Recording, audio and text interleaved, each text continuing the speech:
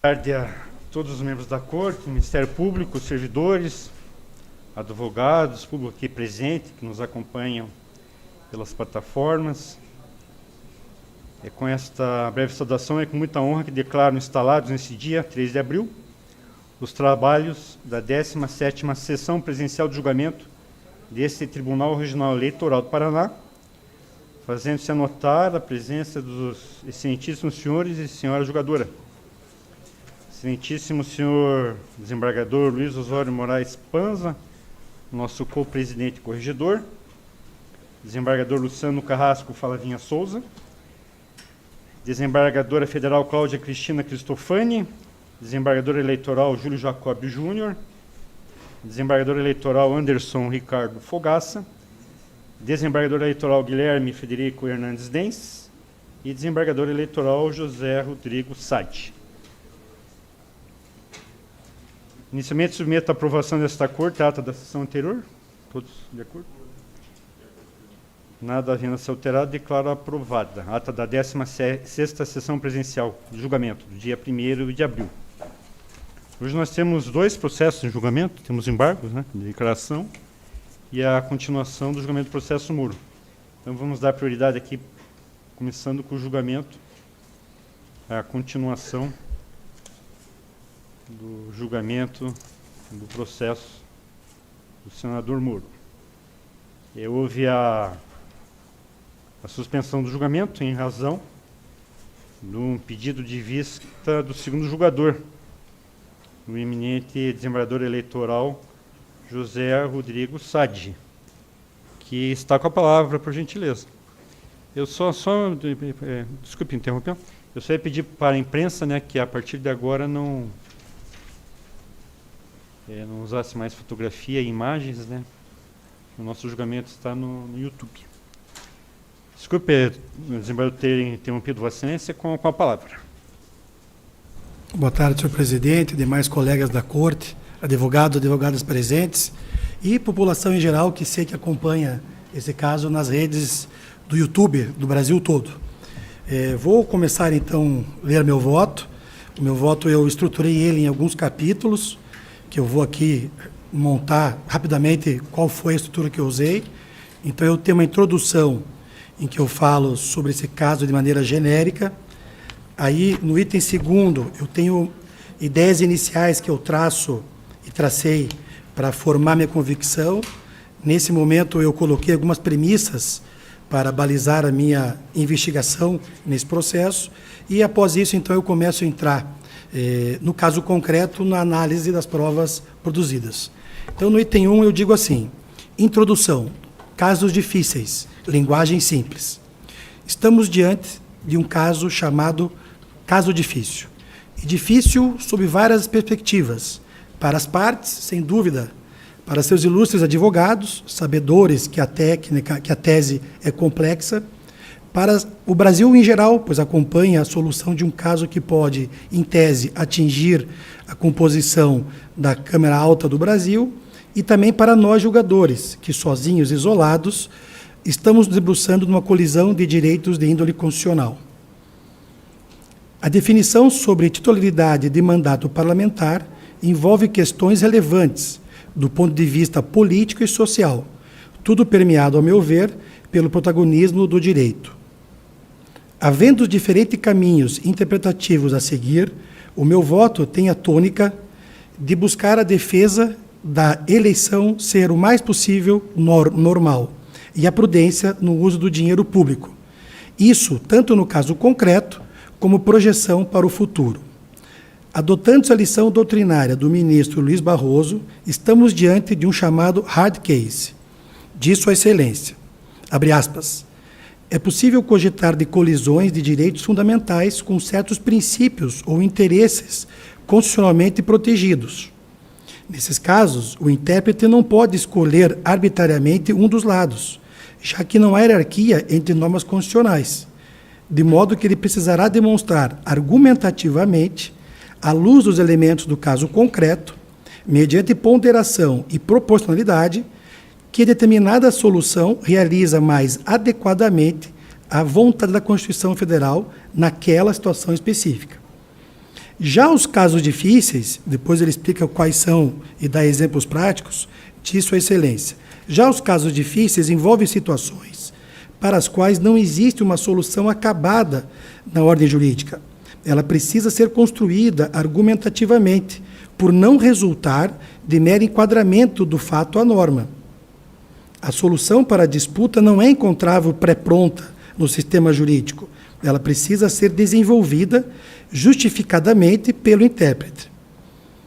Para as milhares de pessoas que acompanham esse julgamento, a audiência dos canais de YouTube na sessão passada bateu a casa dos milhares. Registro que o que virá a seguir é a expressão da minha conclusão após muita reflexão e estudo, solitários. Não tenho a pretensão de ser o dono da verdade, mas apenas cumpro a função de apresentar meu voto. Eis a beleza e a inteligência do julgamento colegiado. Antes, porém, é preciso explicar em linguagem simples a discussão que se trava no presente caso. O CNJ instituiu, pela Portaria 351/2024, o Pacto Nacional do Judiciário pela Linguagem Simples, com o objetivo de adotar a linguagem simples, direta e compreensível a todos os cidadãos na produção das decisões judiciais e na comunicação em geral com a sociedade. Uma das melhores maneiras de explicar algo complexo é fazendo com simplicidade. Isso parece fácil, mas não é. É de Da Vinci a frase: a simplicidade é o mais alto grau de sofisticação. Sendo simples e claro, esse exercício que eu proponho agora não é dirigido aos conhecedores do direito. As eleições são uma espécie de competição. Bem verdade, a mais importante delas de qualquer nação democrática. E como tal, naturalmente, existem regras para permitir o máximo de igualdade possível dos competidores. É bastante comum no Brasil a comparação de eleições com o futebol, usando-se para os casos eleitorais expressões futebolísticas, tais como o debate será um clássico, o eleito marcou um golaço, dentre outras. Guardadas as proporções devidas, pelo menos duas regras que regulam algumas competições esportivas estão também presentes nas eleições e com especial interesse para o caso dos autos. Caso 1, fair play financeiro, como um teto de investimentos para as campanhas e para os times. E 2, o chamado VAR, que é o árbitro assistente de vídeo, que pode rever ou confirmar uma decisão tomada pelo juiz do campo. Os autores das presentes ações estão alegando, num brevíssimo resumo, que os investigados, ao final das eleições de 22, teriam gasto valores financeiros que superaram o máximo permitido em legislação. Outras palavras, teriam os investigados desrespeitado o teto de gastos, ou o fair play financeiro. Por outro lado, o que estamos hoje fazendo aqui no TRE do Paraná é uma espécie de VAR das eleições. O candidato investigado fez sua campanha, ganhou, ele e sua torcida comemorou. Mas o VAR foi chamado. E estamos nós agora aqui avaliando se esse gol foi válido. Em tempos de mega exposição do Poder Judiciário e da Justiça Eleitoral em específico, cabe uma defesa explicativa acerca das razões normativas pelas quais essa intervenção judicial é autorizada.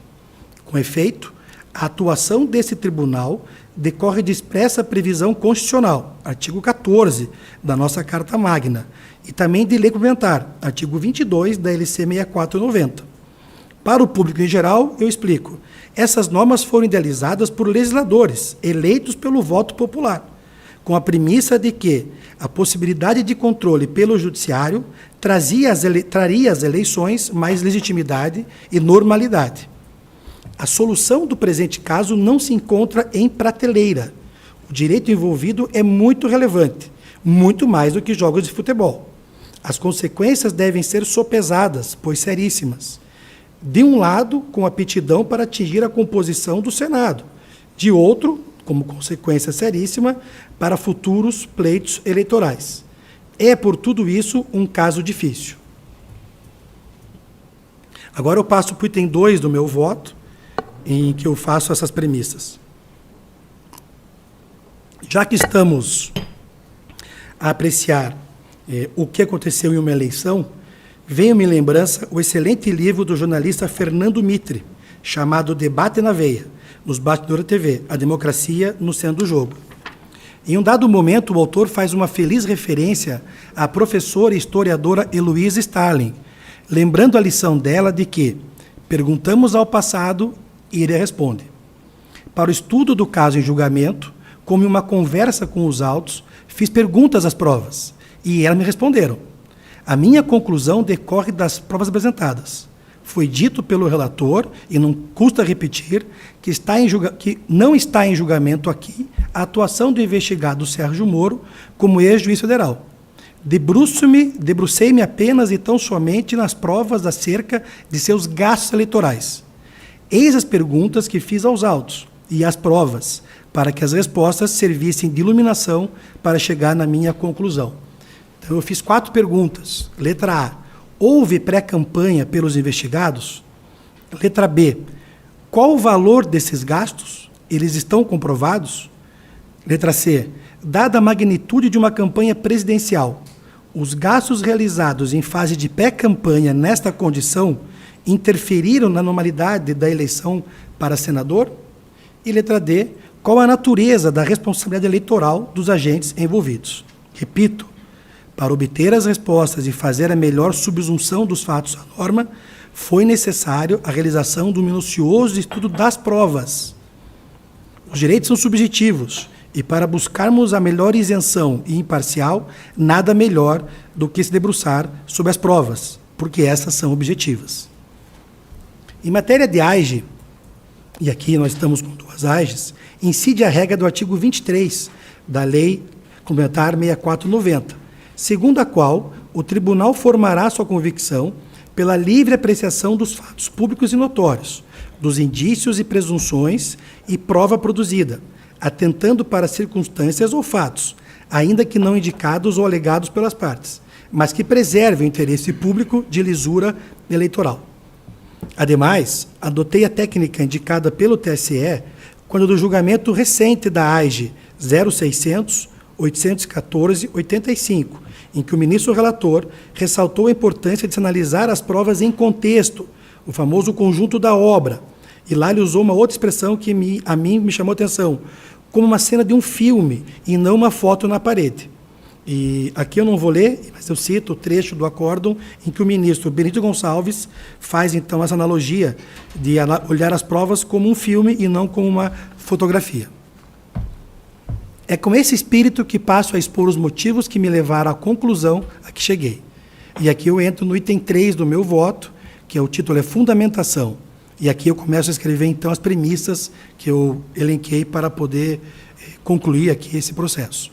Conforme relatado, a questão de fundo tratada nas presentes ações relaciona-se com a prática de atos de pré-campanha de abrangência nacional nos anos de 21 e 22, inicialmente destinados à promoção do investigado Sérgio Moro, visando a disputa à presidência da República.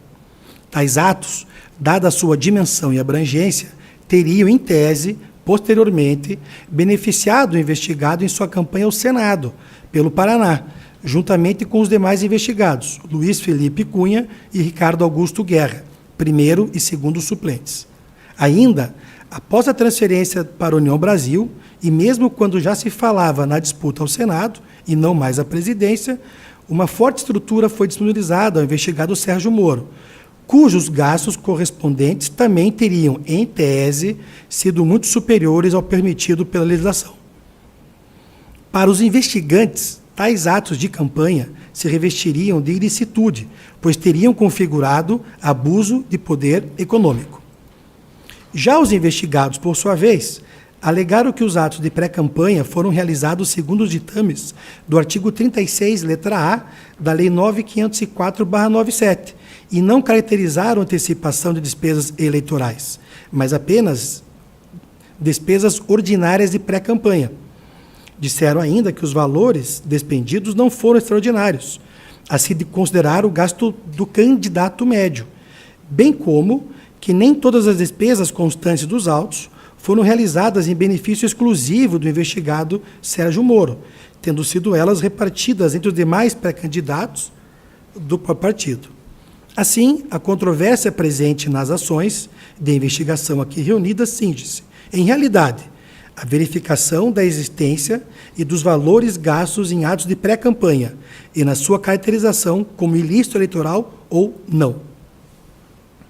A existência de pré-campanha encerra fato incontroverso, ao meu sentir, mesmo porque não seria razoável imaginar que o investigado Sérgio Moro teria decidido exonerar-se do cargo de juiz federal e depois de ministro da Justiça para filiar-se a um partido político e passar a dedicar-se apenas a atividades partidárias administrativas.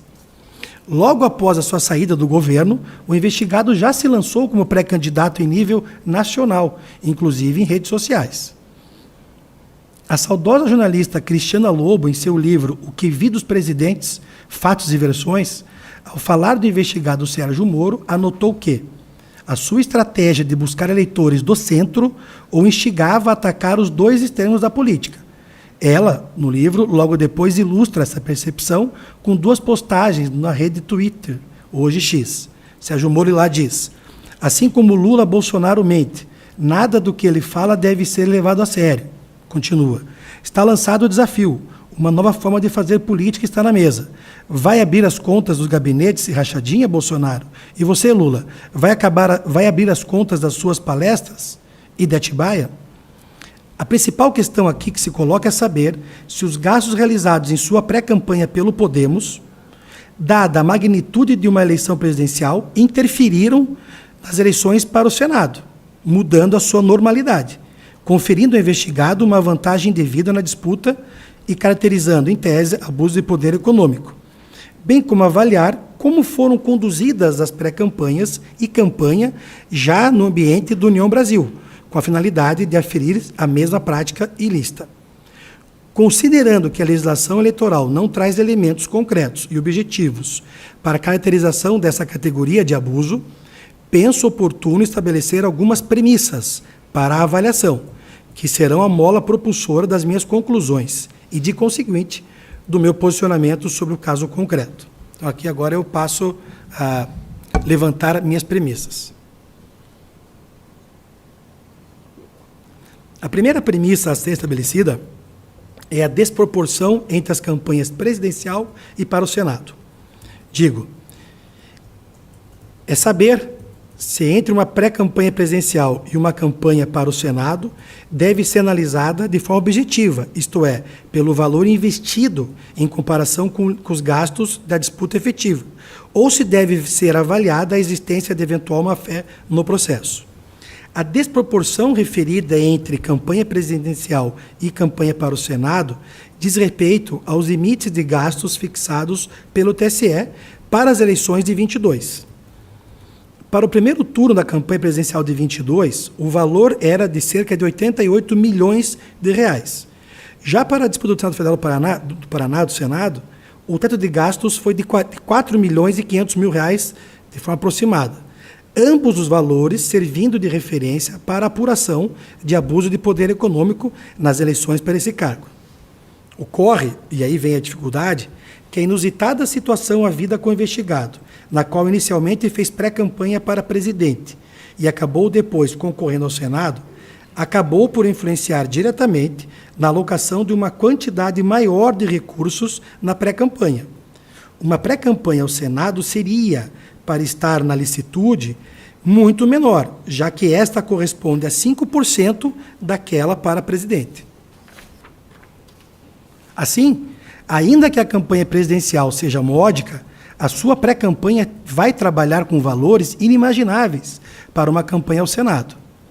Olhando as provas como cenas de um filme e não meras fotografias, e pela amplitude conferida ao artigo 23 da 6490, tenho para mim que esse filme de provas teve início quando da exoneração do investigado Sérgio Moro do cargo já referido. Explico. Filme para fins eleitorais, contábeis e gastos na sua campanha. Na época, juiz, ainda que com nome de alcance nacional, a sua persona jamais esteve ligada a algum cargo político, muito menos eletivo. Assim, a sua estreia no mundo político se dá assumindo um cargo no Ministério da Justiça. Aqui, abra-se parênteses, para dizer que nessa função no Executivo, talvez o ex-juiz tenha tido sua maior legitimidade para combater a corrupção e a criminalidade. funções estas que, sabidamente, não pertencem aos magistrados. Ao sair do Poder Executivo, era preciso, então, criar a sua versão nova, uma versão em busca de votos, passando doravante a circular nacional e internacionalmente, não mais como juiz, mas como alguém que em breve se lançaria a um cargo eletivo. A população que antes o via como um juiz famoso, passou a vê-lo como um político em busca de votos. Evidência disso tem-se em reportagem do jornal local, Gazeta do Povo, edição de março de 22, dia 17, sabidamente periódico dos mais influentes no Paraná, noticiando, por exemplo, uma viagem internacional de pré-campanha à Alemanha. Diz o jornal, que eu ponho aqui no meu voto: o ex-juiz e pré-candidato a presidente da República, Sérgio Moro, deve dar início à sua agenda internacional no dia 21 desse mês de março de 22, em uma viagem à Alemanha. Moro irá se encontrar com representantes dos 7 partidos com representação no parlamento alemão. A viagem está prevista para os próximos dias. A comunicação precisava e foi eficaz, elegendo. O que precisamos saber é se o filme das provas terminou com a posse do senador.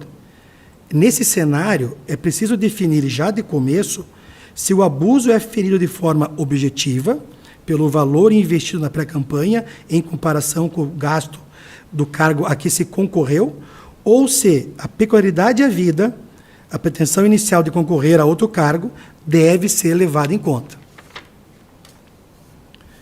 Ainda que concordando com a premissa do relator, para quem candidaturas não nascem do acaso e não são assim construídas, e são assim construídas no dia a dia, chega a uma conclusão diversa.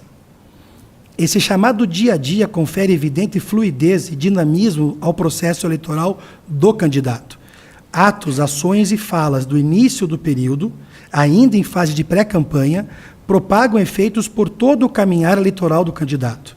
A construção de um nome a ser incutido na cabeça do eleitor não permite simplesmente apagar tudo o que sobre ele foi dito, sendo bastante razoável concluir que a pré-campanha do investigado para presidente acabou o beneficiando, quando, mudando as velas do seu barco, passou a tentar aportar no Senado Federal.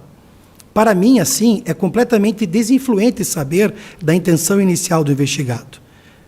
Ao tratar sobre o conceito de abuso, Marcelo Santiago de Paula Andrade ensina: com efeito, a constatação do abuso de poder econômico passa, via de regra, pelo desrespeito às regras que regem os pleitos eleitorais, previstas na Lei 9.504, no Código Eleitoral e resoluções do TSE. De fato, é o respeito às normas eleitorais o primeiro critério a ser considerado para julgar se determinada conduta subsume-se ou não a ideia de abuso. Não se pode excluir, de modo absoluto, contanto, a possibilidade de existir um abuso de poder econômico sem a existência de uma clara infração às normas eleitorais. Assim, embora o conceito de abuso possa trazer, para alguns, a ideia de conduta intencionalmente voltada a extrapolar os limites de algum direito, há situações em que ele se configura mesmo sem haver a prática intencional de atos ilícitos propriamente ditos, sendo suficiente considerar o fato em contraposição à sua função social e ou aos fins colimados pela norma em discussão. José Jairo Gomes foi bastante enfático ao explicar a teoria aplicável para a responsabilização dos agentes em matéria eleitoral. Diz o doutrinador: no direito eleitoral, vigora um sistema peculiar, não havendo uma teoria compreensiva de todas as situações. A presença ou não de culpa, em sentido amplo, nem sempre será determinante para a afirmação da responsabilidade e consequente imposição de sanção jurídica. O foco não deve ser perquirir o que quis o candidato quando tomou essa ou aquela decisão. No contexto geral do Estado Democrático de Direito, o protagonismo está nas eleições serem normais, com um pleito de iguais condições para todos os candidatos. A meu sentir, as normas que informam a proteção contra a influência do poder econômico são claras em colocar como bens jurídicos tutelados, objetivamente, a normalidade das eleições e a sua legitimidade, parágrafo 9º do artigo 14 da Constituição Federal, de modo que, havendo sua violação, devem ser desconsideradas quaisquer questões outras, tais como a boa-fé do candidato. A proteção é para as eleições, não se tratando eventual cassação de sanção ao candidato beneficiado, mas mera medida de depuração daquela. É por isso que, na colisão de potenciais direitos fundamentais individuais dos investigados, em face do direito fundamental constitucional das eleições ocorrerem com normalidade, a solução que realiza adequadamente a vontade da Constituição, para adotar as palavras do ministro Barroso, só será atingida mediante uma interpretação jurídica das provas produzidas sob o prisma de se causar menor dano ao direito fundamental coletivo.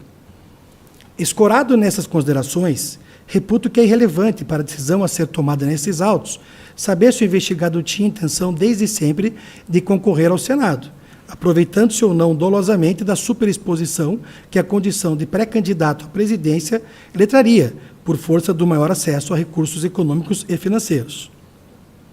Basta para o adequado enquadramento analisar se houve abalo à normalidade das eleições para o Senado, por conta dos valores objetivamente injetados na sua pré-campanha, em especial face à comparação com gastos praticados concretamente pelos outros pré-candidatos, e ou abstratamente por aquilo que se arbitrar que seria acessível ao candidato médio, que poderia ser um percentual do limite de gastos, por exemplo. Não se está ignorando a realidade social de que, por vezes, pode ocorrer o chamado downgrade nas eleições, cuja opção do candidato não é vedada. O que deve ser de ciência do candidato é que, optando ele por fazer uma pré-campanha para um cargo maior, deve-se ter o planejamento contábil e financeiro para que, em caso de mudança para um cargo menor, haja o controle de seus gastos, a fim de evitar recair em abuso de poder econômico. Postas as coisas sob essa perspectiva, para mim, penso serem pertinentes as comparações de downgrade vivenciado por Eduardo Leite, Janones e Bivar, na medida em que não há nos autos qualquer elemento a indicar a realidade de gastos de cada uma dessas campanhas. Aliás, a bem da verdade, não há nos autos qualquer informação dessas candidaturas, o que as tornam, para mim, uma espécie de precedente sem comprovação de similitude com o caso dos autos. De qualquer forma, em sede de obter dictum, pode-se dizer que, em um cenário público e notório de polarização que vigorou nas eleições presidenciais passadas, o investigado Sérgio Moro assumiu o risco verdadeiro em se lançar e começar a gastar como pré-candidato presidencial, expondo-se assim, no futuro, a ver a sua candidatura impugnada, sob acusação de abuso de poder econômico. Mas, deixando de lado a intenção que moveu o investigado, ponto esse para mim irrelevante, diante do bem jurídico tutelado, o que se tem de concreto é que, até as eleições, acabou ele gastando ou investindo muito mais recursos do que os demais candidatos que disputaram com ele a vaga única de senador, justamente porque, até determinado ponto de sua jornada eleitoral, seus gastos tinham por base o teto de uma campanha presidencial, o que, ao meu ver, implicou num completo desequilíbrio do pleito em questão. Com efeito, para mim, não parece possível simplesmente apagar os caminhos que o pré-candidato em questão percorreu quando ainda estava pré-candidato presidencial. Não se apaga o passado. Tentando participar de 3 eleições diferentes, desequilibrou Sérgio Moro a seu favor a última, a de senador pelo Paraná. E o desequilíbrio decorre da constatação incontroversa de que os demais candidatos não tiveram as mesmas oportunidades de exposição, o que, em um pleito bastante disputado, fez toda a diferença. Em fechamento, então, a esse primeiro tópico, estabeleço a primeira premissa para esta análise. A apuração do abuso de poder econômico é realizada de forma objetiva entre a massa de recursos investidas na pré-campanha e o teto de gastos previstos para o cargo específico em que se deu a disputa, sendo irrelevante considerar qual era a pretensão inicial do pré-candidato ou mesmo se houve uma fé de sua parte. Então, essa é a primeira premissa que eu estabeleço no meu voto. E a premissa 2 tem como título a seguinte expressão: correlação entre os gastos na pré-campanha e a base territorial da disputa. Prosseguindo, tem-se que, durante uma pré-campanha presidencial, os gastos são realizados visando atingir o eleitorado do país inteiro, ao passo que uma campanha ao Senado concentra seus esforços no Estado. Essa é a lógica que informa qualquer pré-candidatura. Dirigir o fortalecimento da imagem do pré-candidato à circunscrição eleitoral em que estão situados, ao menos de forma majoritária, os eleitores que poderão decidir a sorte das eleições. Justamente por essa característica, os gastos realizados nas várias unidades da federação, distintas daquela onde a disputa efetivamente foi instalada, não têm, a princípio, a mesma aptidão para produzir resultados que impactarão no ânimo dos eleitores envolvidos diretamente. Pode não ter a mesma aptidão, mas alguma carga de influência é claro que existe. Se no passado os impactos puderam mesmo realmente ficar concentrados na praça local, os tempos atuais são outros. E com o infinito alcance das redes sociais e a alta propagação das mídias tradicionais em seus canais da internet, não se pode mais sequer falar em limites geográficos. Imaginar que os atos só produzem efeitos concretos no local em que realizados fisicamente contraria a lógica da sociedade de informação, na qual tudo está disponível ao tempo todo, para todos, e bons profissionais de mídia conseguem multiplicar os resultados de uma ação concreta com o uso de rede social e outras ferramentas de disseminação de conteúdo. Com o devido respeito, o argumento de que ato de pré-campanha realizado, por exemplo, em São Paulo, não tem relevância e impacto no Paraná, esse entendimento ignora todo o esforço que os TREs e o TSE têm feito para conter os notórios abusos cometidos no ambiente digital. O protagonismo do palco virtual nas eleições já foi reconhecido no TSE, no recurso ordinário eleitoral número 0605 635 14 18 6 13, relator ministro Alexandre de Moraes, que disse: como se observa, já em 2018, a difusão de propaganda e campanha eleitoral pela internet, redes sociais, aplicativos, passou a ganhar protagonismo e, pelo alcance quase ilimitado, ter efetivo potencial de desequilibrar as forças e as chances entre aqueles que têm melhor divulgação por essas plataformas.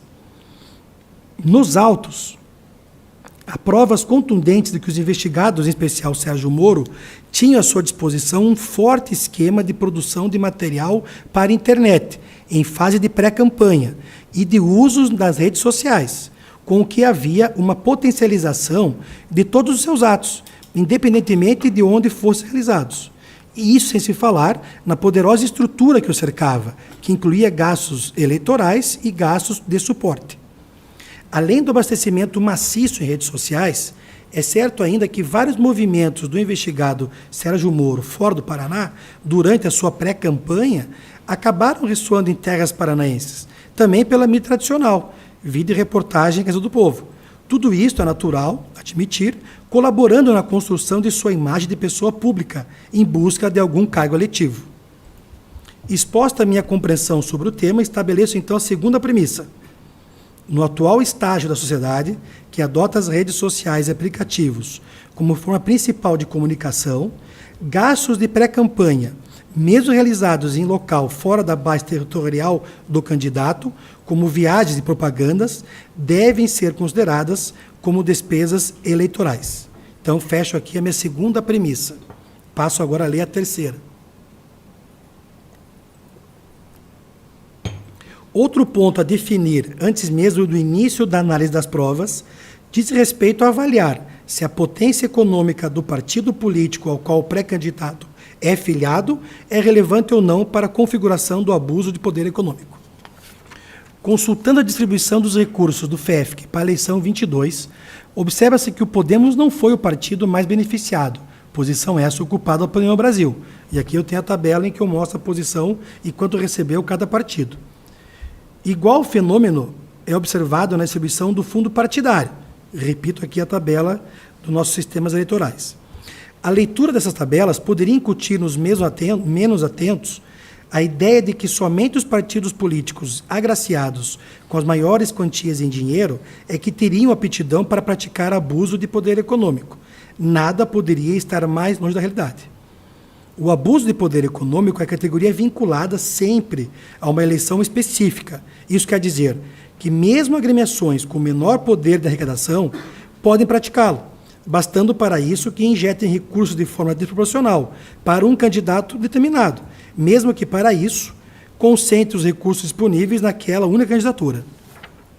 Com isso é possível, então, fixar a minha terceira premissa. Na apuração do abuso de poder econômico, é irrelevante a potência econômica da agremiação partidária, importando apenas aferir qual foi a alocação de recursos na candidatura específica sob escrutínio. Pois bem, postas as três premissas, passa-se a avaliação das provas produzidas nos autos, a fim de identificar se há despesas de pré-campanha em favor do investigado, quais dessas despesas tiveram impacto na sua candidatura ao Senado e se esse impacto foi de tal forma desproporcional que o colocou em vantagem na disputa, afetando as eleições em sua normalidade e legitimidade. Item 2, o meu voto. Comprovação dos gastos. Aqui, senhor presidente, eu faço um relatório dos gastos que o processo pôde investigar e eu vou enumerando aqui um por um. Gastos de pré-campanha do União Brasil, órgão estadual do Paraná. Na sua manifestação ID tal, o União Paraná anota que a filiação dos investigados Sérgio Moro e Luiz Cunha aconteceu no dia X, de sorte que não teve qualquer participação em eventuais gastos anteriores. Na pré-campanha, contudo, a agremiação somente reconhece como tendo investido na contratação de uma aeronave, que teria atendido candidatos do partido, dentre os quais o investigado. A documentação está no ID tal, totalizando um gasto na ordem de R$625 mil. E daí aqui eu esmiuço cada nota fiscal de cada viagem por data e por passageiro que voou nesses jatinhos. Letra B. Gastos de pré-campanha realizados pelo Podemos, do Paraná. Nos autos, o Podemos Paraná informou que não chegou a realizar qualquer gasto em favor de Sérgio Moro. Letra C. Gastos de pré-campanha pelo Podemos órgão nacional.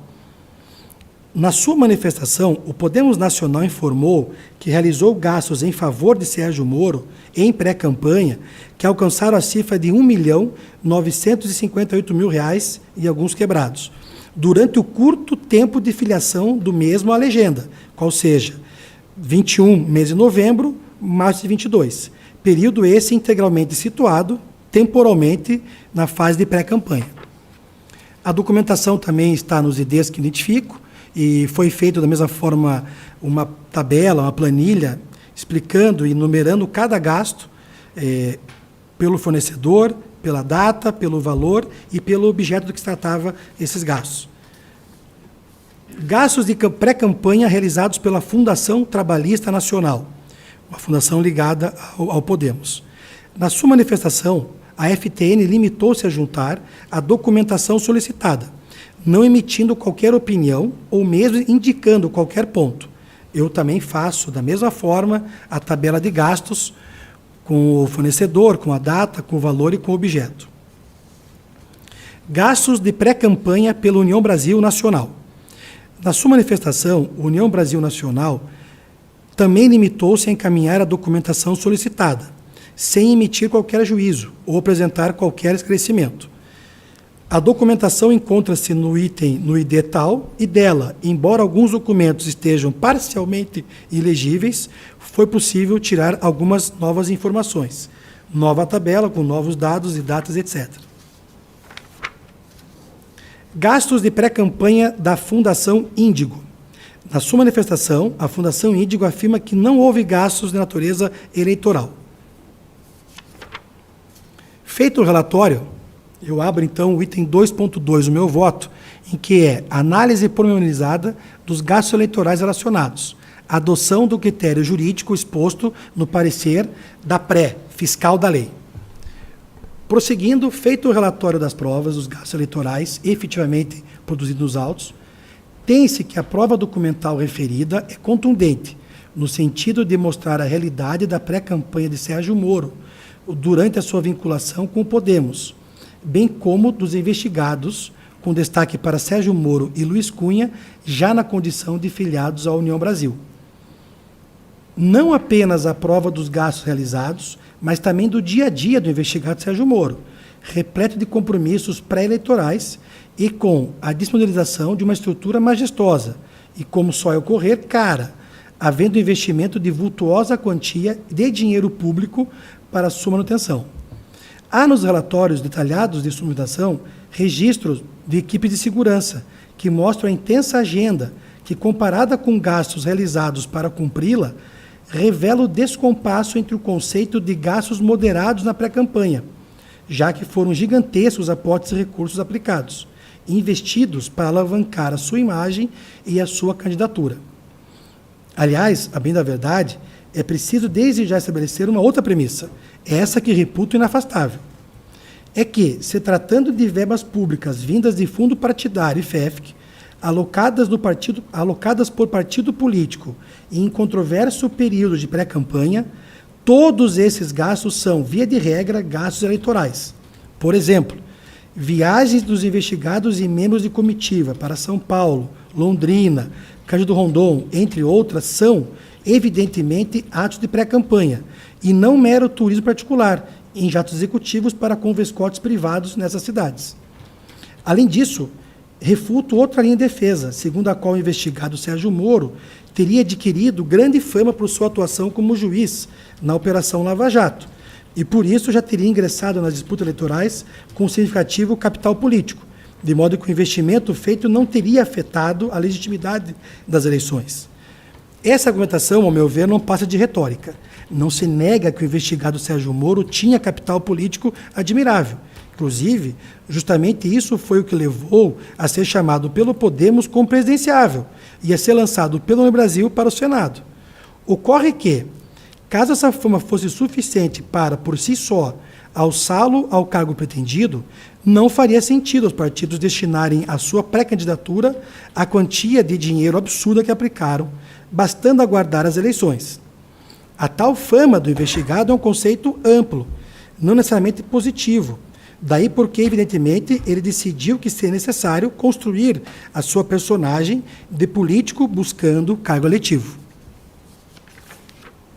Repita-se, não necessariamente a fama do investigado advinda do seu trabalho como magistrado, que pode ser boa e pode ser ruim, a fama, transforma-se automaticamente em voto, tendo sido necessário altos investimentos em comunicação para convencer a população de que o então juiz agora também poderia ser um bom político. Ora, se fama de magistrado fosse suficiente para, de per si, torná-lo bom de voto, é de se perguntar, com o devido respeito, o porquê do ministro aposentado, Joaquim Barbosa, que se popularizou como relator do Mensalão, não ter saído candidato, como um dia se chegou a anunciar. Apesar de contar com uma boa base para isso, havia adversários que também contavam com chances reais, como o ex-governador Orlando Pessutti, o então parlamentar Paulo Martins e o então senador Álvaro Dias. Todos esses nomes com notório recall político no Paraná, coisa que Sérgio Moro, à época, não detinha. Repita-se, foi preciso construir a imagem do ex-juiz, transformando em homem público atrás de voto. É justamente nesse cenário que a estratégia de sua campanha e pré-campanha foi fixada, com foco na realização de muitos gastos. E quem fala isso é um dos investigados, Luiz Paulo Cunha, no parecer que assina, ao sugerir que investir até 30% do limite de gastos da pré-campanha não iria configurar abuso de poder econômico. Ocorre que sequer percentual apontado encontra amparo no TSE. Em paradigmáticos julgados cujo tema era a ferição dos limites de atos de pré-campanha e eventual apontamento como propaganda antecipada, aquela corte definiu a possibilidade de serem realizados gastos antes de iniciada a campanha, desde que moderados, o que é referido de forma sintética e didática pelo ministro Barroso em julgado posterior.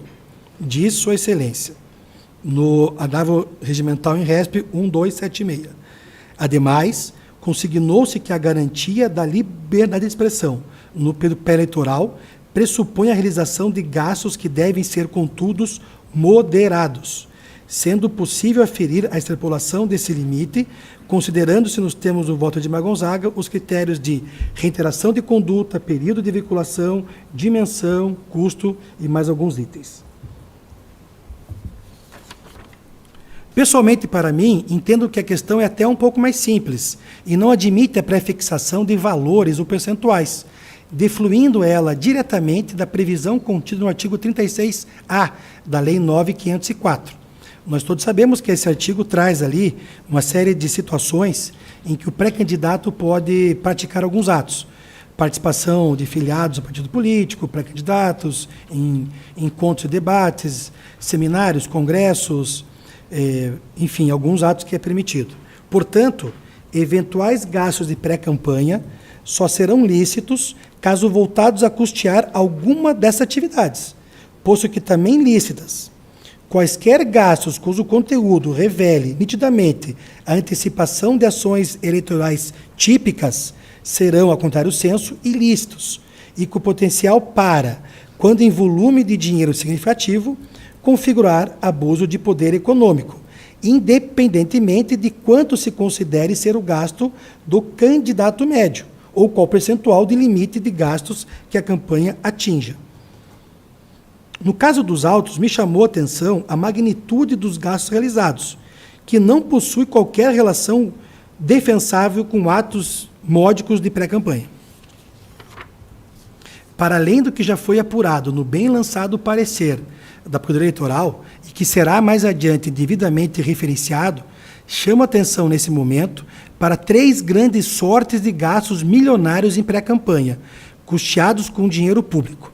São 3 grandes gastos. O primeiro deles, gastos com segurança.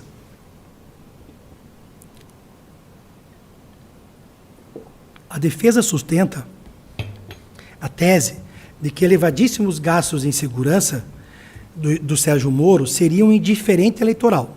Disse-se que ele sofria ameaças e que tal esquema de proteção, inclusive, acabava atrapalhando o exercício mais livre de seus atos de pré-campanha e depois da campanha. A investigação levantou um total de R$ 535 mil em pré-campanha com recursos públicos para sua segurança.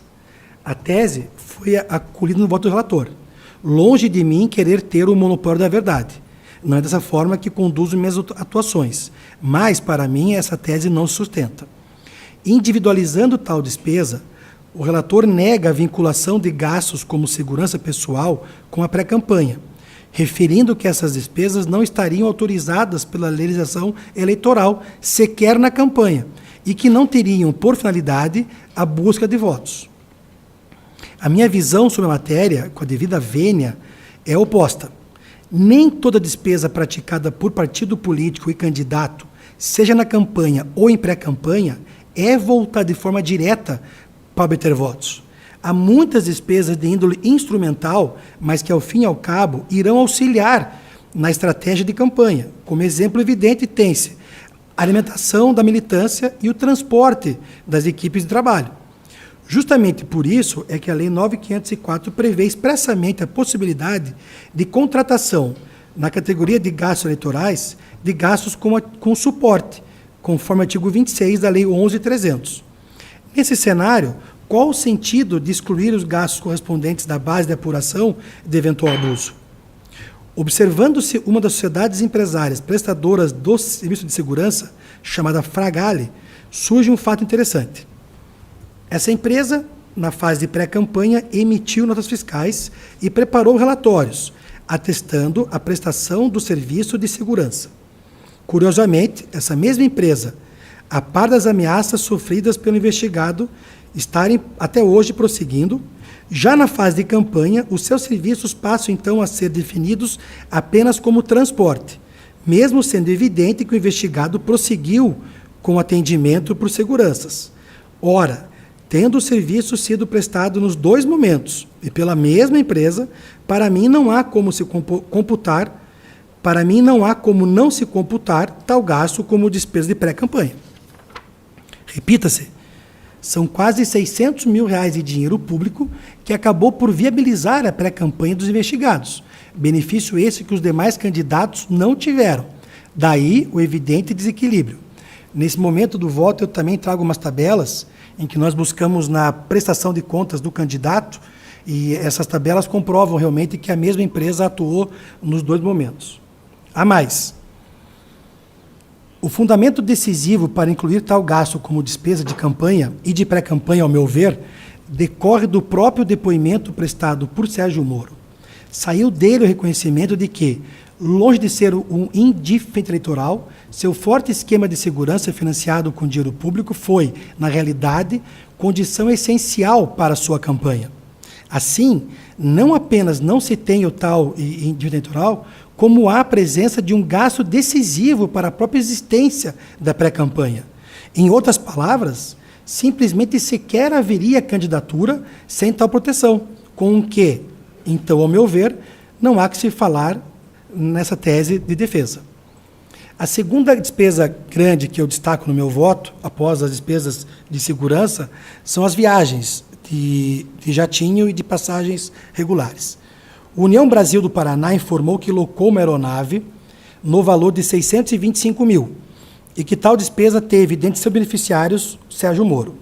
O bem lançado parecer da PRE fez o cruzamento das notas fiscais com os planos de voos e passageiros.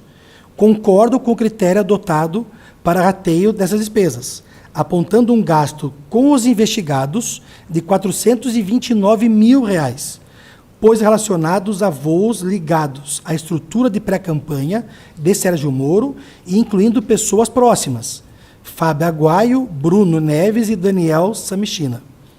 O parecer fez uma análise bem criteriosa e de 27 voos, ele aponta 21 como ligados diretamente aos investigados. Voos para Maringá, Londrina, Pato Branco, Ponta Grossa e alguns para São Paulo. Então, esse é um outro gasto de R$ 429 mil que eu ponho também como gastos de pré-campanha e, portanto, aptos para entrar no cômputo de eventual abuso. O terceiro grande gasto que eu destaco em meu voto são os gastos com mídia e comunicação. Em um dado momento das ações, foram expedidas notificações endereçadas aos partidos e fundações, para o fim específico de apresentar a documentação relativa ao custeio da pré-campanha. Essa foi a requisição que o tribunal mandou para as entidades. Portanto, o que as entidades apresentaram é aquilo que elas entenderam que tinha relação com a pré-campanha. Logo, para afastar essas despesas dessa condição, não basta referir, por exemplo, que mais uma pessoa ingressou no avião, já que esse só foi fretado para atender a campanha dos investigados, ou que os serviços de mídia também englobaram outras pessoas. Valho-me aqui, mais uma vez, da conclusão adotada pela PRE, fiscal da lei. Diz o parecer, em sua resposta ao ofício número tal, o órgão nacional do partido Podemos informou que custeou gastos no montante de 1.900.000 e alguma coisa em benefício do então filiado Sérgio Moro e que ainda foi demandado judicialmente pelas pessoas jurídicas D7 Produções Cinematográficas por suposto débito no valor de 2 milhões e alguma coisa e por outra empresa, a 2022 Comunicação, por uma multa compensatória na ordem de 8 milhões. O parecer também levantou dados de uma empresa chamada Alentero, em que dos 1.800.000 que o Podemos injetou nessa empresa, 200 mil reais foram para a campanha de Sérgio Moro. Para a defesa, o acordo judicial celebrado entre o Podemos e a empresa D7 não teria influência nesta ação. Ocorre que a prestadora de serviços, após ter feito o contrato e prestado o serviço, ajuizou a ação judicial contra o partido para cobrar esses honorários. No bojo desta ação judicial, as partes fizeram um acordo, assinalando o valor a ser pago e atestando que eram serviços ligados à pré-campanha do Sérgio Moro. Ora, tanto a contratação original como o acordo celebrado nos autos encerram um negócio jurídico válido, conforme o artigo 104 do Código Civil, pois ambos contêm agentes capazes, objeto lícito e forma prescrita em lei, tanto que foi homologado em juízo, sendo válido para sua descaracterização, não sendo válido para seu afastamento, a mera alegação de que não refletiam a realidade. Veja-se a teratologia. Quem contrata e paga, o faz dizendo que é para a pré-campanha. Quem é contratado e recebe, da mesma forma reconhece que o foi para a pré-campanha. Nesse quadro fático, não posso eu, entendo, transmudar a natureza desses gastos. Em outras palavras, o partido diz que comprou um carro, a loja fala que vendeu um carro, mas eu vou votar e digo que era uma moto. Não se pode perder de vista que, no caso que se refere a todos os gastos enfrentados pelos partidos e fundações, a estrutura foi montada em favor preferencial dos investigados, não desnaturando essa realidade o eventual aproveitamento dessa estrutura em prol de outros candidatos, em especial quando este acompanhava a comitiva e participava dos mesmos eventos. Exemplificando, tem-se que o órgão nacional do Podemos noticiou nos autos que despendeu com seu então filiado a cifra de 1.900.000 durante pré-campanha. Embora haja alguma controvérsia quanto à precisão desse montante, dentre as despesas efetivamente comprovadas nos autos como vinculadas somente ao investigado, tem-se gastos com segurança, só numa nota R$100.000, com investigação corporativa de R$67.000 e por aí vai. Nenhum desses gastos pode ser razoavelmente tidos por necessários para a realização de qualquer ato lícito de pré-campanha. Os valores envolvidos, por certo, não são moderados.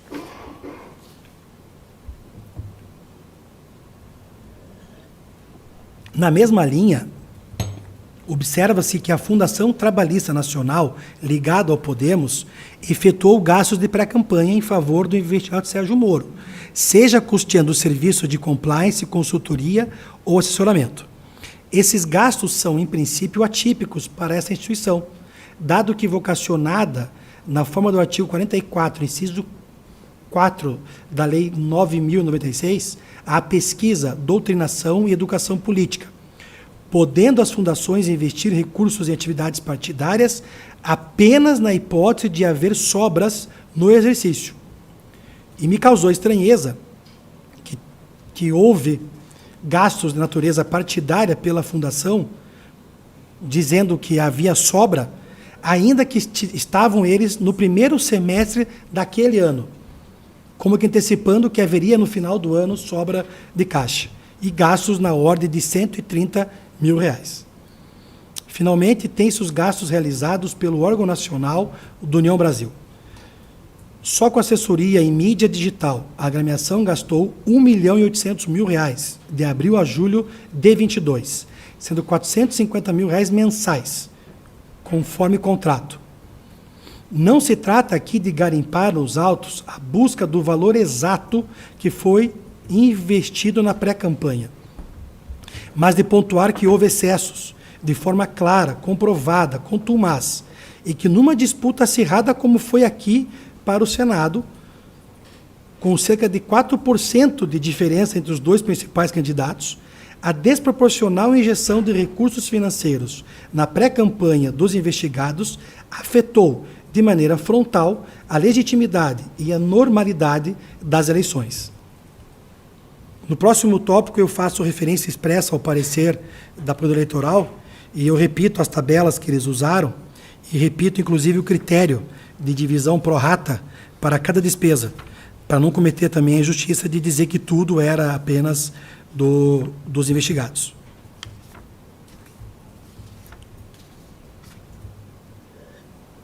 Com isso, já excluindo gastos que não podem ser individualizados como realizados em favor dos investigados, a douta Procuradoria concluiu que houve a injeção de mais de R$2 milhões em favor da pré-candidatura ora combatida. O que se tem de concreto é que no montante aplicado é magnífico, superando com folga o valor investido pela maioria dos demais adversários naquela campanha, conforme os próprios candidatos registraram em suas prestações de contas.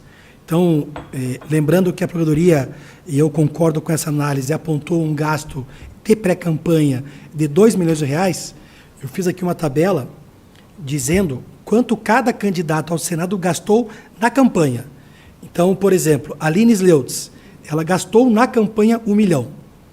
Álvaro Dias, na campanha, ele gastou R$5 milhões. Desirê gastou R$1.600. Doutor Saboia gastou R$1.000.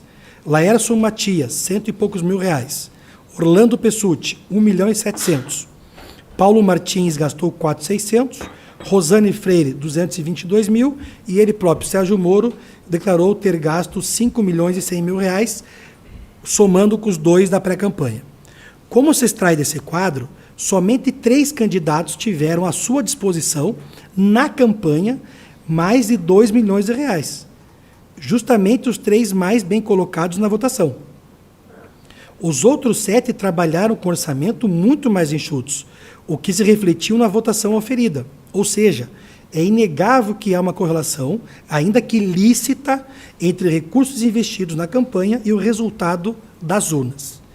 Isso é suficiente, na minha leitura, para demonstrar à saciedade que, não se pode falar que os gastos realizados pelos investigados na pré-campanha, ainda que por intermédio de partidos e fundações, eram acessíveis ao candidato médio, ou que representavam um percentual pouco significativo, já que, ao revés, esse percentual chegou a 45% do teto máximo de despesas para a vaga de senador.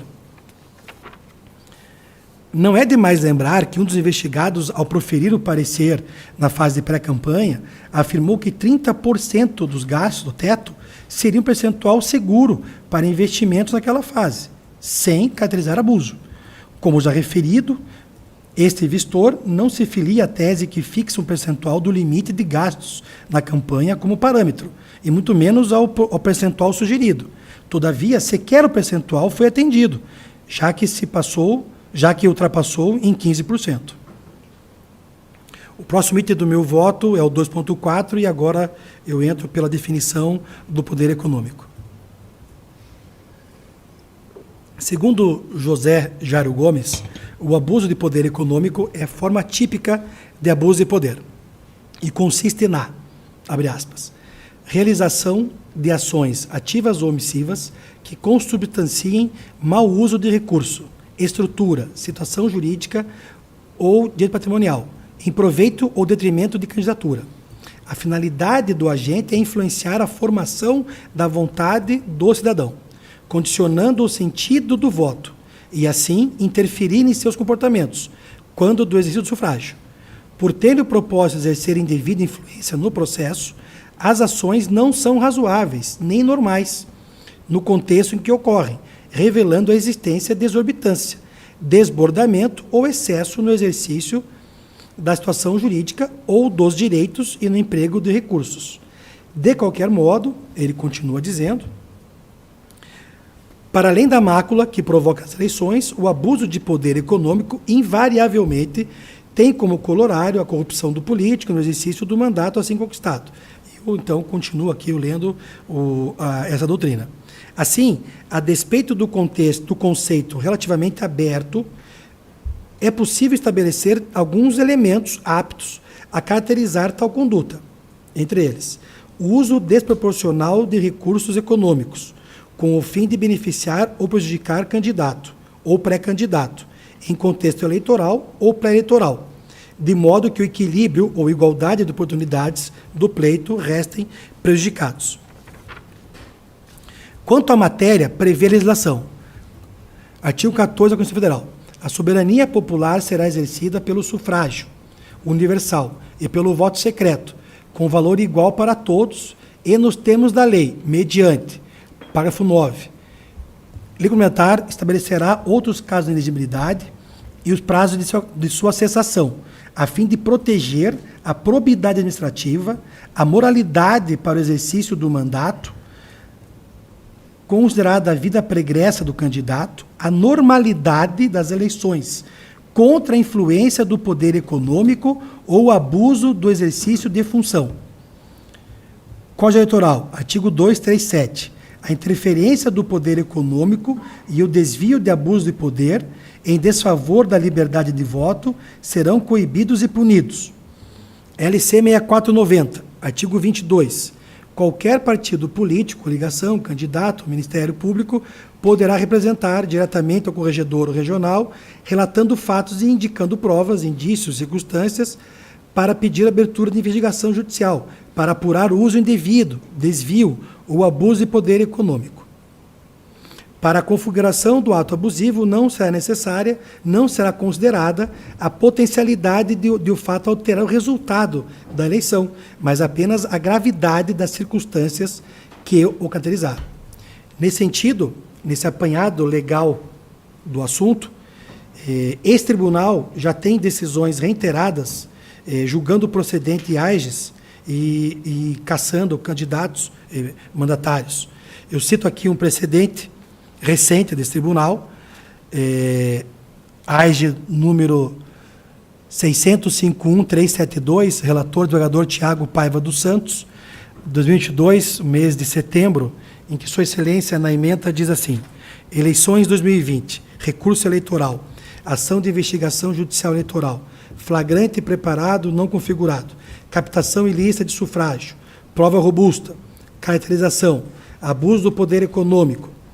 A caracterização do abuso do poder econômico prescinde da prova acerca da finalidade lícita ou ilícita no uso dos recursos financeiros, configurando-se pelo uso desmedido de aportes patrimoniais, que, por sua vultuosidade, é capaz de viciar a vontade do eleitor, desequilibrando, em consequência, o desfecho do pleito e a sua lisura.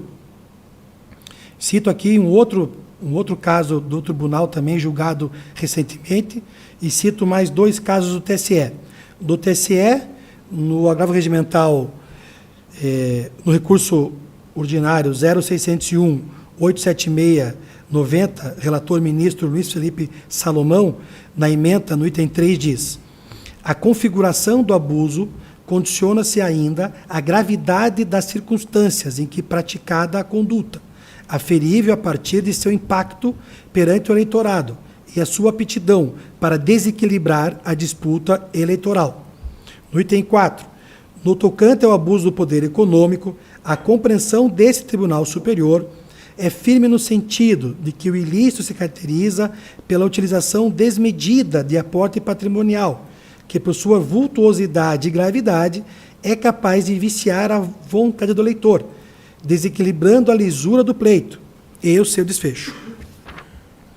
Congregando, assim, as características mais comuns citadas na doutrina e jurisprudência, pode definir o abuso do poder econômico como o uso desproporcional de recursos, lícitos ou não, privados ou públicos, financeiros ou mensuráveis em dinheiro, com aptidão de influenciar no livre exercício do sufrágio, seja cooptando diretamente os eleitores, seja dando amplitude exacerbada a uma das suas campanhas.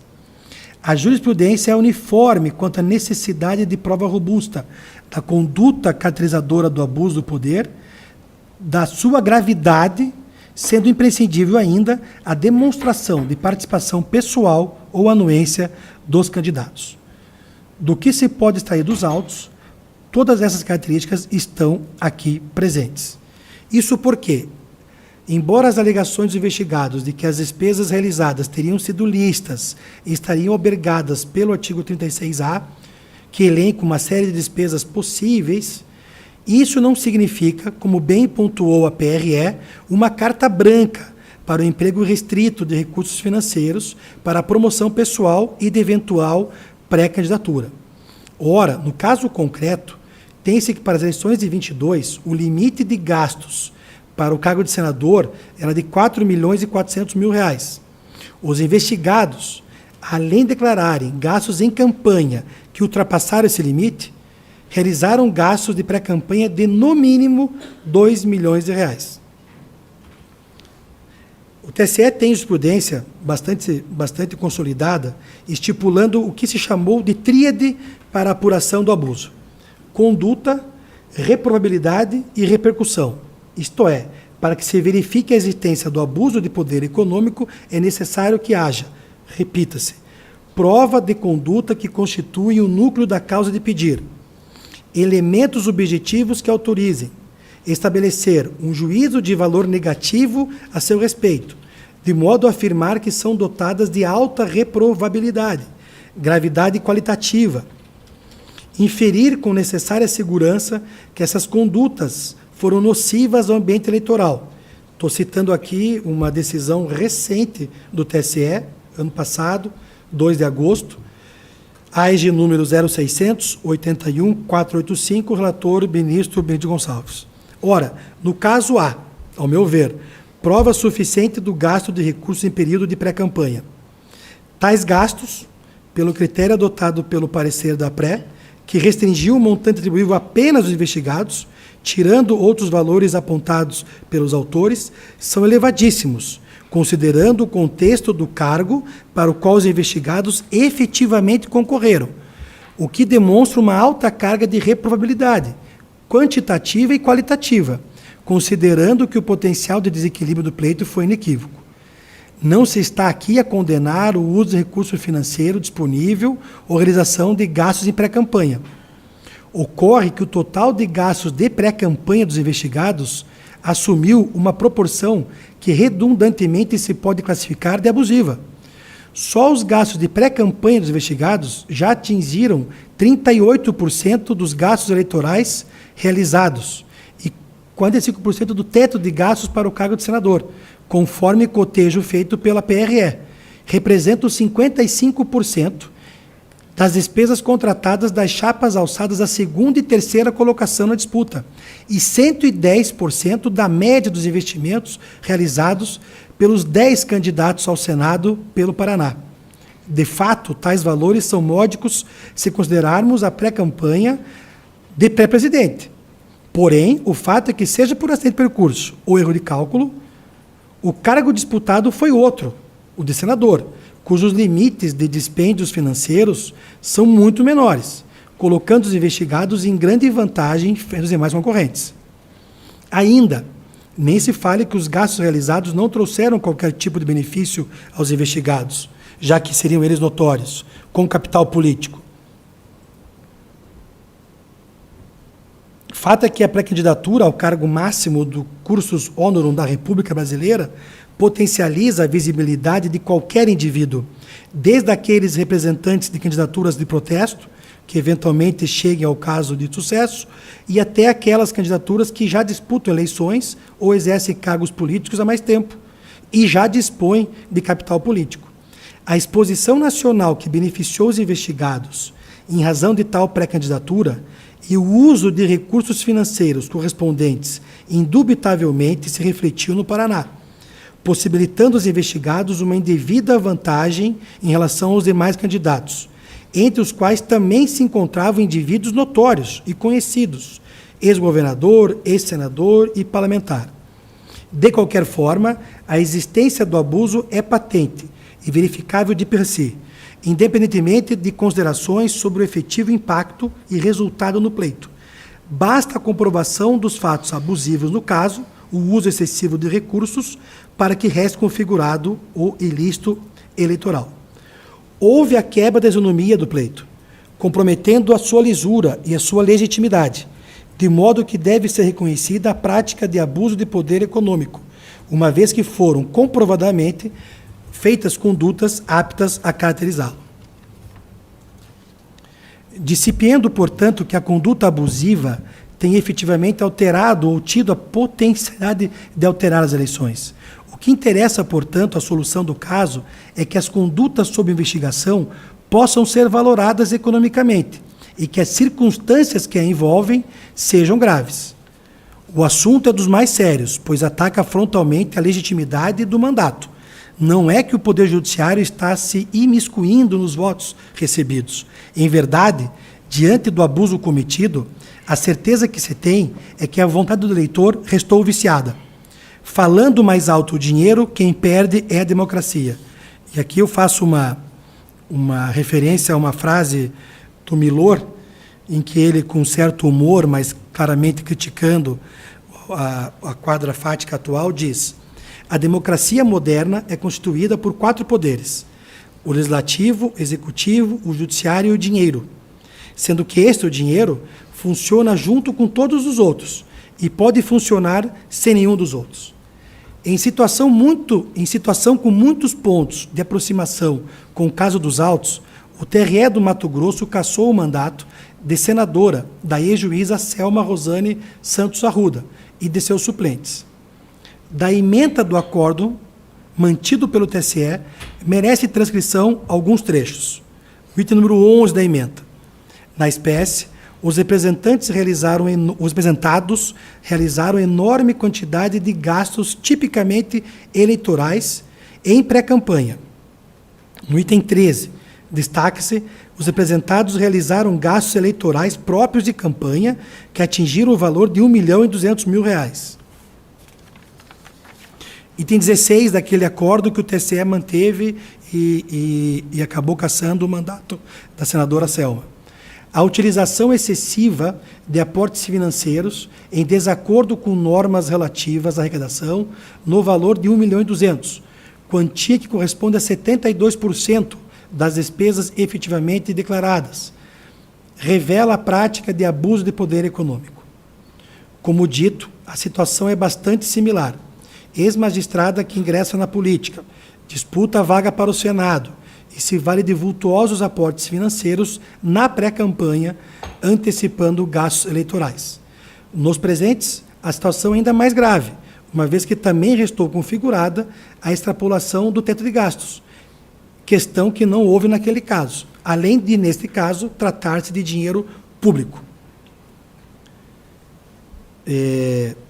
Indo para o final do voto, eu anoto aqui que nós temos vivenciado recentemente que os TREs e TSEs têm tido uma atuação muito firme nesses casos de combate a abusos. E em reportagem do jornal O Globo, levantou-se que há 7 meses das eleições municipais, ao menos 96 prefeitos eleitos em 2020 já perderam o seu mandato. Digo isso para não dar a sensação de que estamos aqui atuando em regime de exceção. Essa decisão traz a oportunidade de olhar para o futuro. Avizinham-se as próximas eleições. Para além dos efeitos dirigidos aos ora investigados, pode-se projetar as consequências jurídicas da solução ora proposta, conforme exige o artigo 20 do Decreto-Lei 4567, com a redação dada pela Lei 13655. Espera-se que se atente os candidatos das consequências jurídicas de suas ilegais práticas de campanha e pré-campanha, ainda que algumas delas enraizadas pelo decurso do tempo, pois suas condutas poderão acabar lhes custando o mandato. O próximo tópico é um tópico que a alegação inicial era de corrupção e gastos ilícitos, mas nesses particulares eu concordei com a posição do relator, eu aderi ao seu voto, então, por brevidade, me reporto aos termos lá propostos. O próximo item do meu voto são as consequências dessa minha sugestão de voto. De tudo quanto exposto, apenas as alegações de abuso de poder econômico merecem procedência. Assim, configurado o abuso de poder econômico, deve ser aplicada a ineligibilidade àqueles a quem for imputável o ilícito e para aqueles que foram beneficiados da prática a desconstituição do registro ou diploma.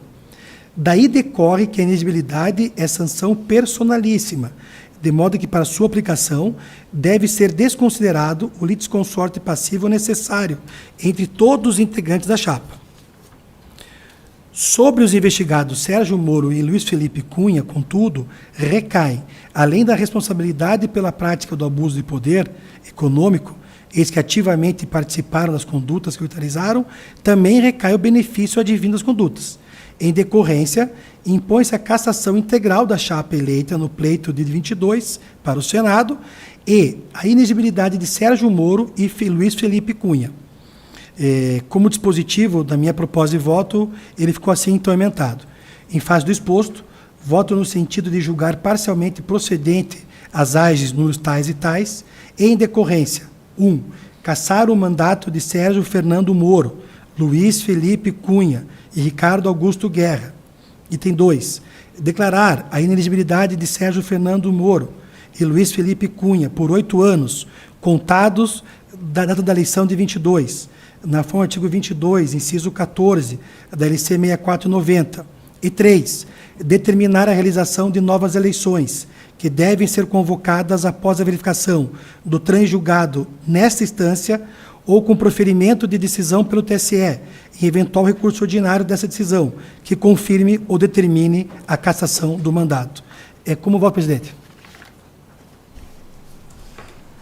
Obrigado, desembargador José Rodrigo Sade.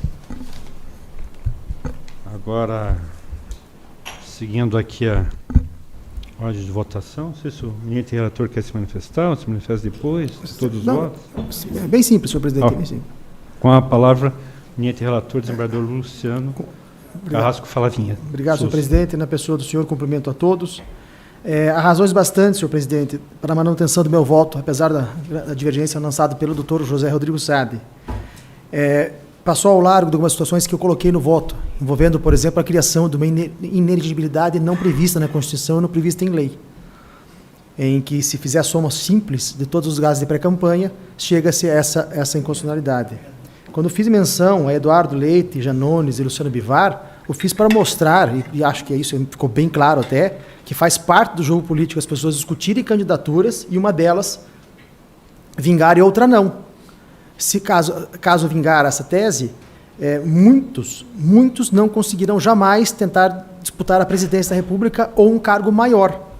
Porque, entrando nessa situação, por exemplo, um senador em meio de mandato, cogitado a ser presidente da República, ele tenta viabilizar a campanha dele e não consegue.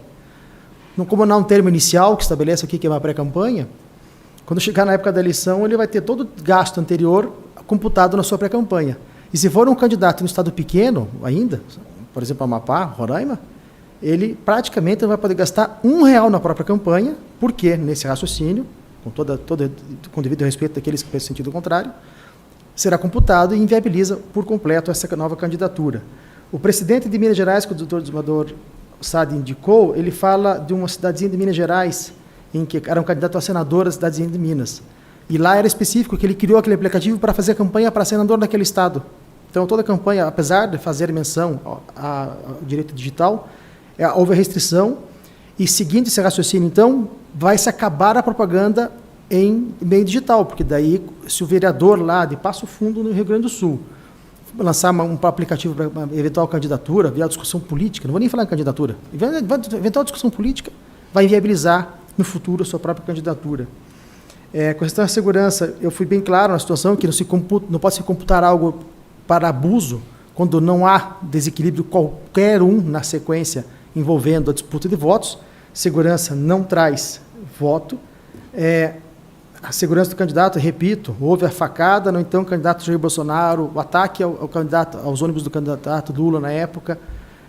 São situações que a nossa sociedade exige a compreensão, que se o candidato fala o seguinte: olha, eu quero segurança para me candidatar. Não, se o partido pagar essa verba com segurança, esse gasto vai entrar depois no futuro, você vai perder seu mandato para abuso econômico. Vai acabar a candidatura nesse sentido. É uma restrição, a restrição que a nossa lei não contempla. Por fim, deixei bem claro, senhor presidente, naquela situação em que a justiça comum não pode dizer o que é propaganda eleitoral, o que não é. Citei precedentes, inclusive do TSE, ministro Henrique Neves. Então, o acordo do Podemos, e aqui é uma situação diferenciada, em que o acordo foi feito depois que o investigado Sérgio, acho que o investigado Luiz Felipe, já não estavam mais na agremiação, dizer que aquele ato jurídico pode comprovar a propaganda política de pré-campanha, vai fazer uma transferência de uma competência que nós temos, e é exclusiva nossa, que lá a Justiça Comum não pode fazê-lo. A questão da despesa dos R$1.800.000, eu desbastei na época, porque lá, naquela propaganda, eram vários os candidatos beneficiados daquela situação de média, marketing de média, alguma coisa assim, em que tinham candidatos Nele Prevô, Luciano Bivar, Padovani, etc. Então, por isso que eu mantenho aquilo que decidi. E repito, senhor presidente, aquilo que eu já falei antes, com todo respeito ao doutor desembargador Sade, o caso Selma Arruda não se aplica em nenhum momento aqui. E vou até citar o item 8, que da própria emenda citada pelo desembargador doutor Sade, que fala que a realização do suposto autofinanciamento de Selma para ela mesma, somada às despesas que ela fez, é que deu ensejo ao excesso. Era um dinheiro que ela deu para a campanha, que ela utilizou para a futura, era só candidatura ao Senado, ela fez propaganda, material de campanha mesmo, anterior à campanha. Por isso é que eu entendo, e com todo respeito, repito, não se aplica aqui ao caso. Esse caso aqui, ele extrapola a mera aplicação de um precedente, extrapola a mera aplicação de uma soma sob pena de viabilização de qualquer candidatura futura. Utilizando o regimento para fazer usar a palavra, agradeço, senhor presidente, é o que tinha que dizer. Obrigado, desembargador Luciano Carrasco Falavinha Souza. Seguindo a ordem aqui de votação, tenho a honra de conceder a palavra à eminente desembargadora federal Cláudia Cristina Cristofani. Muito obrigada, senhor presidente, pela palavra. Inicialmente, boa tarde a todos e todas as pessoas que estão participando aqui desse presente julgamento e também que participaram do processo, como os advogados e advogadas, os julgadores, os servidores, a imprensa, que, por certo, cumprirá o seu papel tão importante de que, com fidedignidade, informar sobre os fatos, né, à sociedade interessada. Eu pedi vista desse processo, pois há duas versões aqui diametralmente opostas, trazidas pelos membros que me antecederam. A gente sabe que o juiz sempre é uma pessoa apontada de antemão, neutra. Ela é apontada segundo as regras legais para decidir um conflito, deve necessariamente não ter participado de nada, não ter participado dos fatos. É, portanto, um terceiro neutro ao caso que ele julga o juiz. Há, portanto, então, uma simetria informativa. Os envolvidos ali não têm a mesma informação, todos eles. O juiz profere um julgamento sobre fatos que ele não presenciou, pois se fosse testemunha ou se fosse parte, ele não seria juiz.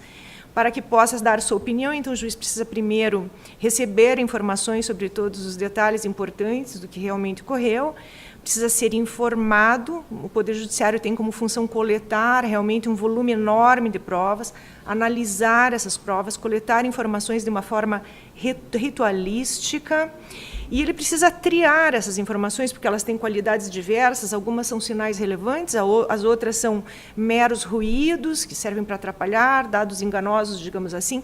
Nem sempre separar a informação relevante do ruído é algo que se faça de forma simples, geralmente envolve muitos custos, às vezes é impossível.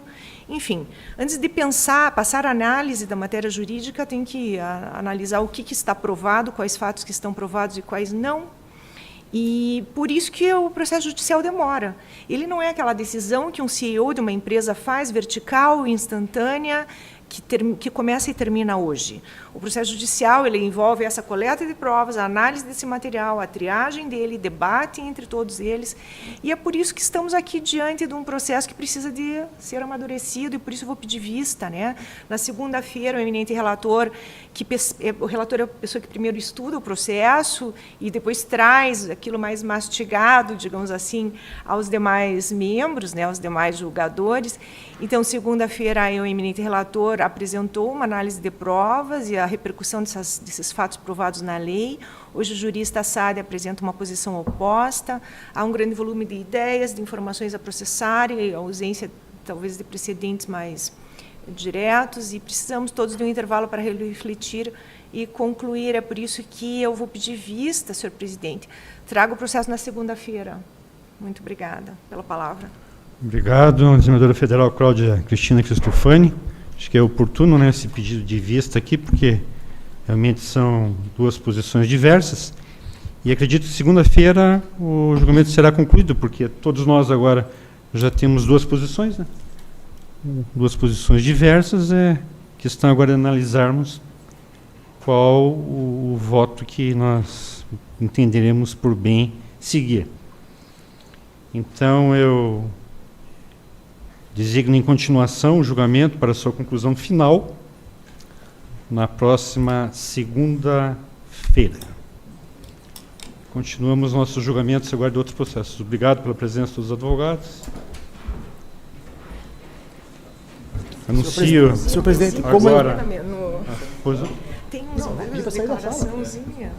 Senhor presidente, como eu não faço parte desse julgamento seguinte, agradeço a oportunidade e peço licença para me retirar. Obrigado, desembargador Luciano Carrasco Falavinha Souza.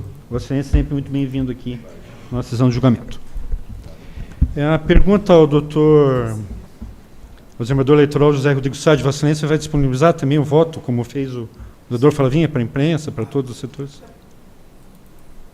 Não sei se para a imprensa acho, mas no nosso site do tribunal, é isso? Não sei como é que o desembargador Falavinha fez, ele disponibilizou no...